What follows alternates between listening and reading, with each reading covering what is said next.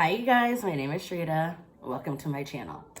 Okay, so in today's video, we're gonna be talking about performative actions that are happening in the Black community that honestly, we didn't ask for. So if you are interested in this video, go ahead and keep watching. Before I get started, make sure you click the subscribe button so that you are notified every single time that I post content, and also do not forget to click the notification bell so that you are notified every single time that I post a video. So let's get started. So as you know, right now is a hard time, just in general, for everybody. You've got this specific disease that's going around. There's a lot of race relations happening, and honestly, in my opinion, it's just a hard time for everybody right now. However, a lot of people are taking advantage of what's going on as it pertains to race. Right now, I know what people are asking for specifically, and I'm talking these are specific actions that can be taken. What Black people and allies and people of color are asking for are to defund or reform the police. I know when people hear defund the police, they think like abolish or get rid of or whatever, but that's literally a whole different conversation for a whole different day. But reform the police, end voter suppression, and disconnect healthcare from employment. Like, these are specific tactical things that are being asked of the government, that are being asked of society. But when I tell you people are doing everything but this, oh, and also like arrest the police officers that have killed unarmed Black people, such as Breonna Taylor and Elijah McClain. Like, I don't know why that's so hard to arrest these killers. I honestly don't know why it's so hard, but these are literally the things that we're asking for. But no, you know what they want to do? So this, to me, this performative action stuff started when it was like Blackout Tuesday. And for whatever reason, people were putting black squares on their Instagram and going Blackout Tuesday, Black Lives Matter. This was so counterproductive because a lot of people will post things about Black Lives Matter on their Instagram, but what happened was the whole Blackout Tuesday became trending. So say I see a good post about Black Lives Matter and somebody's giving facts and, oh, I want to learn more about Black Lives Matter. I click on it and guess what pops up on my Instagram feed? Nothing but a bunch of black squares. That's counterproductive. And then on top of that, the people who were putting black squares on their Instagram posts, the next day it'd be like, Trump 2020, or when it came to makeup brands or clothing brands, not a single Black person is to be found on their Instagram feed. And so that's when the whole like pull up or shut up thing became a thing where it was like, great, I'm glad you did the square for Blackout Tuesday, but how many Black people do you employ? So that's the first thing. The whole Blackout Tuesday with the black square, performative, because people posted it to make themselves look good. Then there was this whole, oh, we're going to cancel this episode of Golden Girls because they're in blackface. They were wearing a mud mask, and that episode was very important because it talked about interracial relationships in a way that hadn't been talked about before. I don't know who is behind all this going, oh, this episode was insensitive, so we're gonna take it off the air because they did blackface.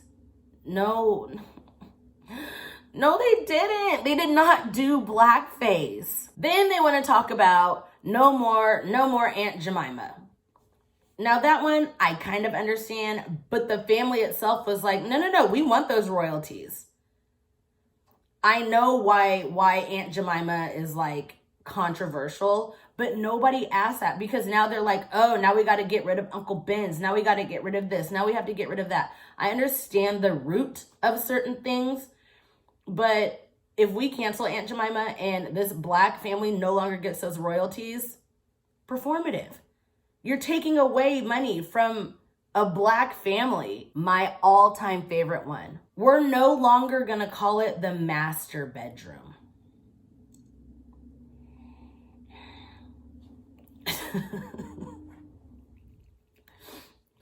Like, I don't even know where to start on this one, because we don't care that you call it a master bedroom.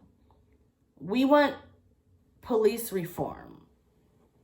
Like, how hard is that to understand? Because all of this, it's just making Black Lives Matter look less credible.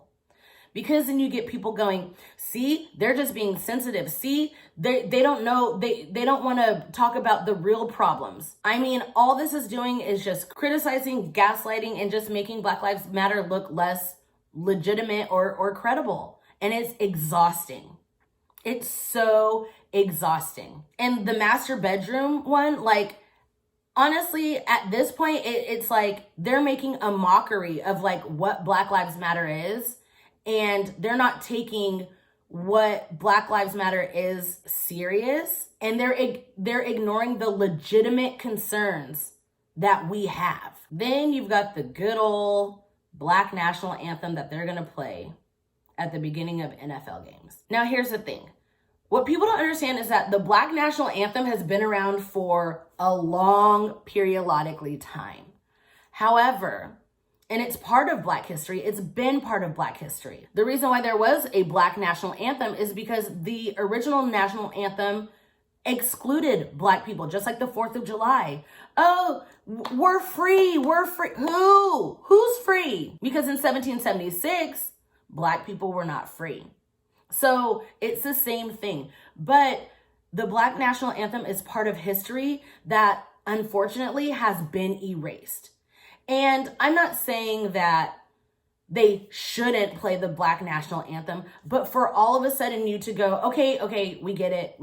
You know what? We're going to play the Black national anthem. Now, can we please just stop talking about unjust killings? That'd be great. I'm getting a lot of like, here, now shut up. Here, now can we stop talking about it? Those are the vibes that I'm getting from them playing the Black national anthem, because 90% of the players in the NFL are Black. So they're like, well, I mean, if we please them, then we've won. And it's just like, oh God. Like, people really just aren't getting it or understanding it.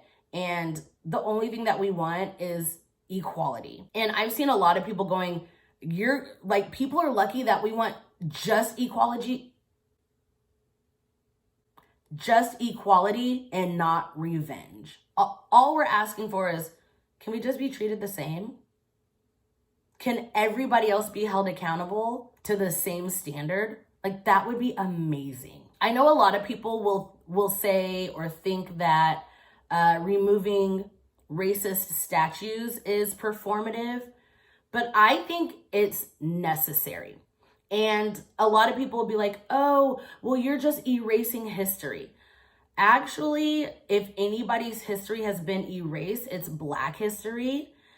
But nobody's asking for history to be erased. We're just asking that it be acknowledged.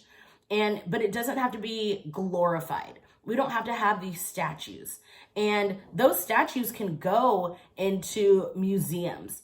We're not trying to erase history, because I believe that you learn from history.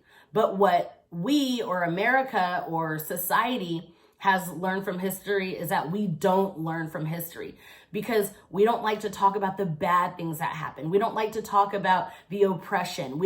There's certain things that people do not like to talk about.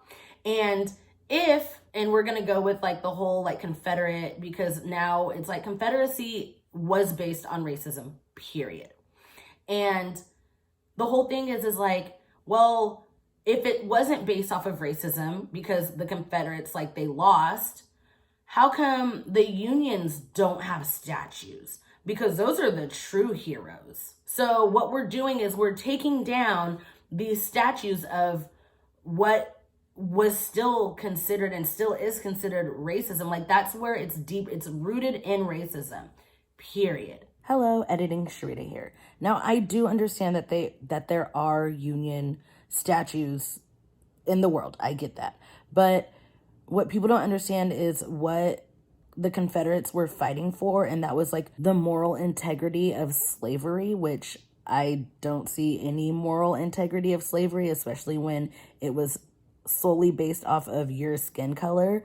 So the fact that Confederate statues are still being glorified, knowing what Confederacy meant, that's the issue. My favorite performative action, now this one was completely made up, so I'm going to put this at like first, but it was a sandwich place called Jimmy John's, I want to say it was, but somebody completely made it up, and they were like, we're no longer going to do BLT for bacon, lettuce, tomato. We're going to do BLM for bacon, lettuce, tomato, because Black Lives Matter. So many people took it and ran with it, but honestly, that was spot on how performative everybody looks in this situation. This is not what we're asking for.